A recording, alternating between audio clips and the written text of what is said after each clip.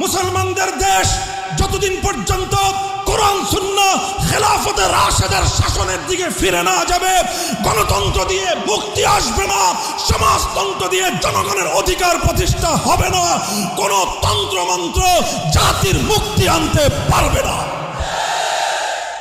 তাই হে তাওহীদি জনতা, মুসলমান, ঈমানকে ভালোবাসো, আল্লাহর কোরআনকে ভালোবাসো, আল্লাহর নবীর সুন্নাহকে ভালোবাসো, খেলাফতে রাশেদার আদর্শকে ভালোবেসে আসো। শপথ নেই আমার এই সোনার বাংলা থেকে সব অপশাসন, সমস্ত অন্যায় অবিচার এগুলোকে দূরীভূত করে আমার মাতৃভূমিটাকে আমি শান্তির ফুলবাগানে পরিণত করব। মুহতারাম হাজিরিন, আমি আবার কোরআনের সেই আয়াতের দিকে পুনরাবৃত্তি করছি। ইজা আরাদনা আন নুহলিকা কারিয়াতান আমারনা মুতরাফিহা ফাফাসাকু ফিহা ফাহাক্কা আলাইহাল কওল